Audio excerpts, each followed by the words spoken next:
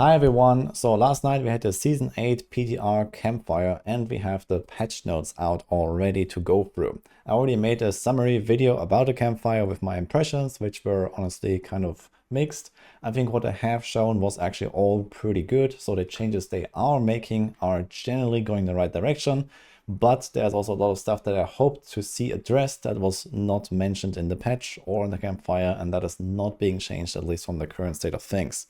So what I'm talking about, for example, are changes to the tempering system, the masterworking system, maybe some of the content like the pit and Kuras and the city and these kind of things all kind of remain untouched for the most part. So that makes me a little bit sad, and which is why I don't think it's going to be like a fundamentally new season or, you know, some crazy new experience, which I guess is understandable. They're working on expansion 2, which is coming out in probably something like 3-4 seasons from now. Probably like a lot of stuff to work on there.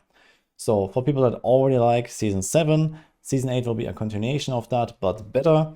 But we don't really expect like crazy new things on this season. This is what you can kind of take away here for the overall picture. But now, having said that, I want to go through the patch notes. So we have all of the details now with what is coming to the PTR, all of the number changes, skill changes, item changes that were not actually shown on the campfire chat. So in case you have watched that or you have watched my summary last night, here I want to go through basically the other details that they didn't show. So let's jump down here. I'm not going to go through like, you know, what is the season theme about again and all the new items. So I kind of expect you to notice. If you don't, then go check out my link in the description and you can find out more. So let's jump into it.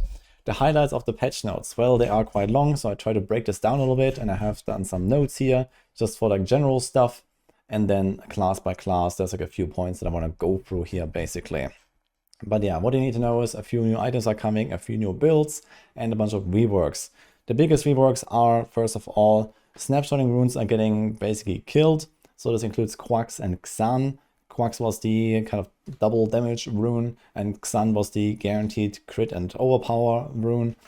So both of these will now no longer work for duration skills. This means, you know, something like Cataclysm Druid, and you know, maybe something like Dance of Nights, for example, will not be able to use those runes effectively anymore. So snapshotting is not completely dead. It can still happen with certain aspects and, you know, certain other effects, but those two were definitely the two biggest exceptions here.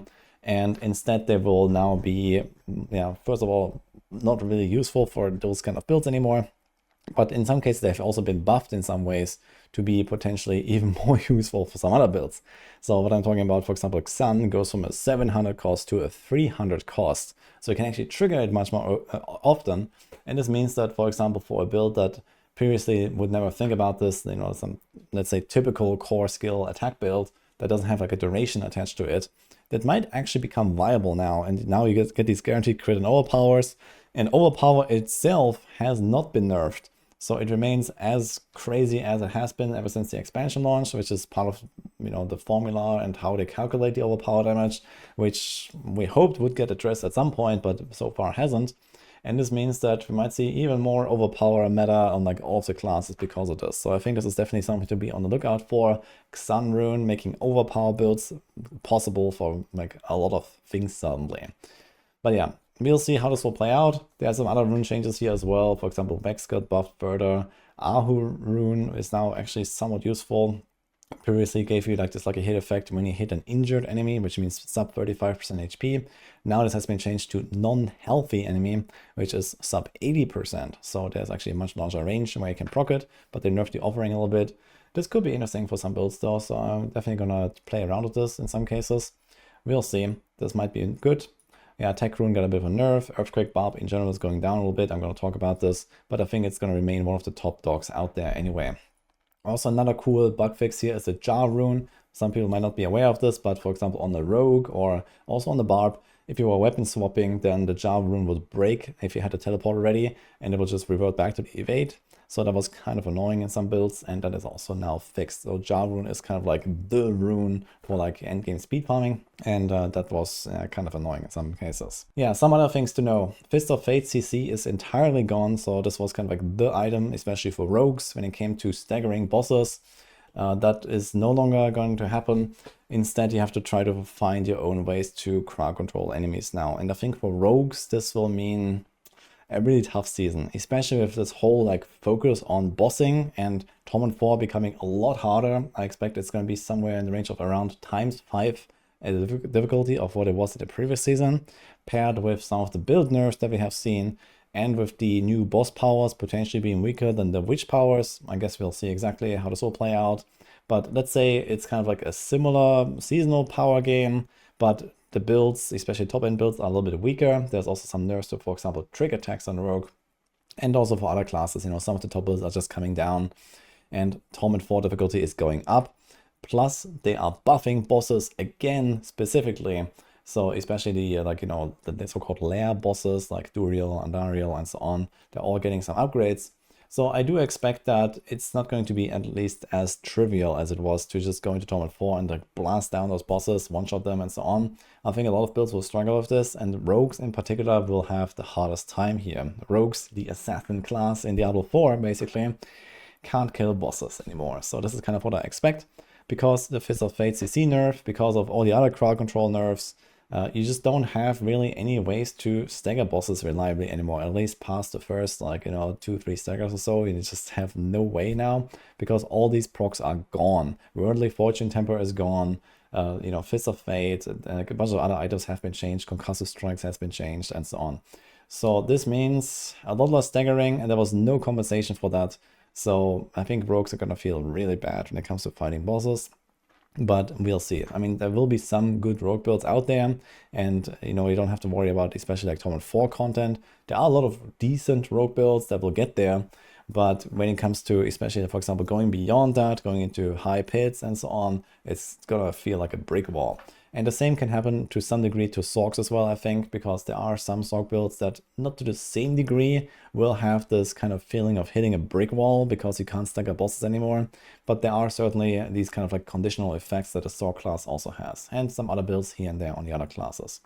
So yeah, something to keep in mind. Crowd controls are heavily nerfed, which I believe is a good change, but it was not really paired with a necessary, you know, change to the stagger mechanic itself, or to conditional damage buffs, for example, like Frigid Finesse on the Rogue or something like that. So yeah, we'll see how this will play out. But yeah, something to keep in mind. Yeah, crowd control becomes a lot more of like a conscious choice now, and less of this, okay, just throw your stuff at the enemies and they will not retaliate, you know. So I think that is good, but it will be felt as well in some ways. Another important change here, Crown of Lucion is getting fixed. I think some builds might actually want to go for that, especially builds that actually like to spend a lot of resources. There's a bunch of stuff on the Barb, for example, where you actively try to spend a lot of resources, for example, you know, to proc certain things. So that could be really good. And maybe here and there might be some builds that can use this thing. Previously, it had a bunch of bugs where it just wasn't really increasing the damage, basically. So it was always just outclassed by any other choice. We'll see.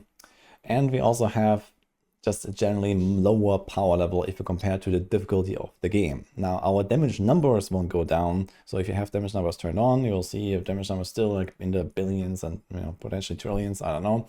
But the game overall is getting harder. The pit is getting scaled up. And well, after a bit of napkin math, it turns out that pit 100, for example, seems to be something like 10 to 15 times harder, depending on where exactly they start scaling it up with the increased exponential scaling that we have now. But basically every jump between a pit tier is now larger than it was previously. So this kind of like ramps up, and then, you know, this gap will be even higher on pit 110, 120, and so on. And 150 will basically just be unachievable because it's going to be like 1,000 times harder or something like that. So just keep that in mind. 150 is not happening outside of like game-breaking bugs and game-breaking exploits, basically. Especially with some of the nerfs that we have seen now with, for example, Bloodwave is going way down, Earthquake is going way down, Cataclysm, you know, all that kind of stuff is gone. All these top builds that we had in Season 7. And this means we're not getting anywhere close to 150, which is also a good thing, I think. Yeah, and another thing for the patch notes is an unique ancestral drop rate has been nerfed. So they previously had a kind of boost to their ancestral drop rates because they didn't really appear that often. So, you know, when you found one, there was a relatively high chance to get an ancestral. So yeah, in general, getting the right uniques might be much harder now, paired with this new boss system that also seems like you will have fewer materials to actually farm those bosses. It might be actually kind of tough to get the right uniques for your build. and you kind of have to invest a little bit more in order to get at least an ancestor version with like the right affix on it or something. And then like double and triple, even quadruple GA items will be probably really rare. Now let's talk about the classes here. So we have the Barbs. I did talk about Earthquake. Earthquake is getting several adjustments, it's getting a bug fix and so on. But overall, I expect Earthquakes to still be actually one of the top performing builds out there. It was like number 2, I think, or number 3 in Season 7 as one of the few 150 clearing builds. So it is extremely strong, it is extremely fast, and I think the nerfs are not nearly enough to really bring it down. So I think that's going to be still kind of a top dog here, especially with other builds getting nerfed way more than Earthquake. This might actually still be the strongest build, basically. Steelgrass might become a thing. There's like a huge buff to Steelgrass. It does like a lot more damage now, so that could become its own build. There is like some double swing and whirlwind stuff that they've also teased on the campfire chat, but I have doubts about both of them, to be honest. So we'll see. Making a whirlwind build that is not reliant on Earthquakes or Dust Devils, or the same thing with the double swing, might be still really tough, and it might still be way weaker than, you know, trying to rely on those procs. But again, we'll see. Double swing, for example, got mostly a buff through its unique, the Twin Strikes glove that they introduced like some seasons back, but it was never really used because double swing was just not a thing. So I hope that double swing comes back in a big way. I really loved that build back in Season 2 and Season 3. I played a lot of it and I really enjoyed it. So yeah, hopefully I'm gonna get some extra buffs here, because I don't think it's gonna go anywhere close to what Earthquake does, for example. Ground Stomp also has received a nerf that was like just kind of like one-tapping stuff, at least while leveling. That was kind of like one of the cooldowns. You just walk up to the boss and kaboom. So that is gone. And the Frenzy Amulet, the Battle Trance, is actually getting pretty interesting. So it has now a lucky hit chance to give you a Frenzy stack. So you can basically get the entire amulet effect online without actually using Frenzy, which could be a really interesting addition for some builds. So I'm looking forward to trying that out if I make a Barb here. So then we have the Druid here. Druids, they are getting this cool new helm where you can do like human form casting. So I'm not going to go into all of the details here, but this definitely looks like a really cool item, and it can definitely open up a bunch of new builds. There's also like a Stone Burst rework that allows it to overpower, and it becomes a bit more of like this kind of like a bit like Flame Blast in Path of Exile, basically. You can like channel it and then go kaboom, and there's like a big overpower. I think it's guaranteed even. So that's kind of cool stuff. So I'm excited to maybe to try that. I could make Stormburst much better than it was, and it has like this whole like earth damage package similar to like Landslide and so on, with, you know, all of the big multipliers and all that kind of stuff. Some other small things here, Bloodhowl, Cyclone Armorer, that could be interesting. And then Grizzy Rage is getting a huge buff. So you can now use companion skills in Grizzy Rage. So that might be pretty interesting. And also the crit damage buff that you get while in Grizzy Rage is now a multiplier as well, but at a lower value. So this could also be actually really good. So Grizzy Rage could be a thing for both bear and for the wolf forms. But again, I have not really done like any in-depth theory crafting, but it definitely looks much better than it used to be. Now for the Necros, I don't have that much, but I can say that it seems like the new stuff they're getting is not really that interesting. They're getting like this Army of the Dead sword with like, okay, you can do some funny stuff where like your minions go boom and then you do like some explosions. But I don't think that is really going to be a very good build. And on top of this, they're just getting like insane nerfs to their ultimate builds because of all the snapshotting stuff that's gone. That was a thing on at least Soul Rift, and I guess Bone Storm as well. And also like Bloodwave is just getting nuked from orbit, basically. So I'm not sure if that's even going to be really endgame playable at all. It was the strongest build in Season 7 by quite a margin, and maybe the nerfs still make it like quite playable. We'll see exactly. I don't know like where it will land, but it's not going to be like this insane build anymore, that's for sure. And also the Bloodlanes changes that give it a bit of extra single target now. I don't really think that this is going to be enough, so we'll see about that. So for the rogues, the poison trap stuff, it does look kind of interesting if you like to play something completely out of the ordinary for rogues. I tried poison trap builds way back, and it was kind of fun to experiment with them. It did feel quite different to play, so the idea behind it is cool. I don't think it's gonna really have the damage because it's like a dot build, and dot builds in general are not much of a thing in this game, and there's just not really that much support for it. And the way that I actually imagine a poison trap build to function the best would be to combine it with death trap, and I feel like death trap will probably just like kind of like overpower the poison trap very easily. So this is kind of like what I expect here. That being said though, Death Trap build itself, so like the traditional like Season 7 Death Trap build is just going to become way better. So that's at least a good sign here for the rogues. Rain of Arrows, I expect like a huge nerf with like the capped numbers on the ultimates. Like all the ultimate bonuses are now capped at plus 200% bonus damage, and this affects Rain of Arrows quite a lot, for example, compared to some others. Plus some other nerfs to trigger attacks and, you know, some stuff like the stagger that I mentioned. So overall, yeah, rogues on the high end of like, you know, high tier pit pushing, potentially even like Torment 4 boss farming might be really rough. Besides some of those really good builds like Death Trap, I have great hopes here. But yeah, this is what I can say for now. And since there was no compensation here for the CC nerfs, it will just feel kind of bad to like fight any tanky boss. Like anything that doesn't die in like the first stagger or the second stagger is just gonna feel really bad, I think, on the rogues. So yeah, hopefully we're gonna get something there in the future. Now for the Sorcs, there are definitely some good signs here. So Blizzard and Ice Spike stuff seems to be much improved. So they kind of like gave them all like higher values and consolidated the effects a little bit and so on. Meteor seems to be a much better thing. It was already kind of okay in Season 7 as far as I know, and that also got some nice upgrades here, so that seems to be something to try out. Overall though, Sorc is still kind of like on the lower end of the power level, I think. So something to keep in mind. However, there is this convulsions change, which is kind of interesting. So we have that here actually. So you deal more damage while you have crackling energy, and you also periodically pick up nearby crackling energy, so you don't have to like run around and pick them all one by one. I'm not sure how often this will occur, but hopefully often enough so that you don't have to actually like really deal with them. And the interesting part is, at least currently, this is a utility temper. So you can actually just temper this on like many pieces and get lots of ranks with increased damage. So this is, if it's not changed, most certainly an oversight. We had this in the past, for example, trick attacks used to be a utility temper and a utility passive until it became like a really, really powerful rogue damage passive. And at least for one PTR, people also like abused all of that, and then it was changed. It might be that the same happens here, but who knows? So there's at least this thing coming up. And at the very least, when you see any kind of footage from the PTR, be a bit wary of this, that people might be abusing this, when in reality it's probably going to get fixed. But yeah, for now, something to keep in mind. And Enchantment Master also gets an interesting upgrade that might also lead to some pretty clunky outcomes though. So Enchantment Master now gives you a 30% damage buff for the corresponding element for each of the enchantments that you choose.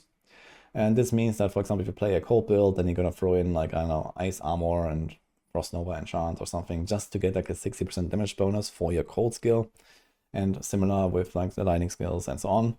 So this means that you don't really use the enchantments for the actual enchantment effect anymore, but instead just for like, you know, a numbers buff in some cases. So that might have like the upside of buffing some builds technically, but on the other hand, it might also just make it really awful in terms of like the play style, and you're kind of like losing some cool utility and so on. So we'll see which builds actually really want to go for this. I guess it depends a little bit on like what are the Paragon boards available to you build. I'm not like 100% into the Sorc Fury crafting right now. It's just kind of like one problem that I identified immediately with this change, that is just gonna kind of like limit the actual cool options that you could have, you know, something like throwing in the teleport enchantment, even though you're not playing a lightning build and these kind of things. And now you're kind of like forced to use some stuff that doesn't actually help you just for the higher number. So we'll see how this plays out, but I'm a bit wary here. And lastly, for the Spiritborn, yeah, not too many changes. They are getting potentially some kind of cool new Righteous Fire-like build, like in PoE. That's kind of interesting with like this new amulet. So I'm definitely going to be trying that out. Rushing Claw might be a build, but yeah, I'm kind of hesitant right now to call this good. We'll see what will come out of this. And another change here is that Infighter Paragon board now actually becomes like useful. So yeah, we didn't have like, we basically had like no use for like the drive Paragon board outside of like some cases, and also Infighter was just kind of like awful because it had like individual timer for like a stacking damage buff. So it would just always kind of like time out basically, even if we were constantly in combat. And now they all get refreshed all the time. So this actually opens up a few more things here. But in the grand scheme of things for the Spiritborn, not too much happening in this patch. Most of the old builds will remain pretty much exactly the same, plus minus a little bit with the new boss powers. And this is about it here. And yeah, this also kind of like wraps up the summary of the patch notes. So there's a lot more stuff in there, of course, like a bunch of bug fixes and a bunch of little details, and some items were like changed a little bit, some numbers were changed a little bit on some of the skills and so on. But I think that these kind of like are the most important things to know here when it comes to the new season updates. So it's mostly, okay, they're making a bunch of builds a lot more viable, but as I mentioned at the start, we don't have any kind of like fundamental reworks to some of the systems in the game, like the, progression systems, like the item systems, the loot bloat, and, the content. So yeah, it kind of keeps going in status quo for the most part, with just like the progression being like a bit more drawn out now when it comes to progressing all the way to Torment 4, which is much harder. Getting your glyphs down to level 100, which is much harder. So I do appreciate these kind of changes because it was way too fast, I think, and way too easy in most cases. But on the other hand, yeah, we don't really have, some actual big changes that, really make our lives better, basically, in the game, or like make the grind a little bit more exciting or so. So if you like it right now, you're gonna like Season 8. If you don't like it right now, you probably don't like Season 8. So that's kind of what I can say here. So that's kind of like a wrap up here. I'll keep you guys posted with more updates when the PTR comes out. So it starts on Tuesday. I'll be blasting and I will be trying out builds there. So I'm mostly going to focus on Rogue and Spiritborn. But I do want to try some other things, like, for example, Double Swing Barb and maybe something on the Sorc. So we'll see. Maybe something on a Druid as well, with the new helm, for example. That looks kind of exciting. But for the most part, this is what I have to share here. Let me know your thoughts. Let me know if there's something that I missed talking about here as well, so maybe I'm gonna cover this later on. And otherwise, hope you enjoyed this video and see you guys next time.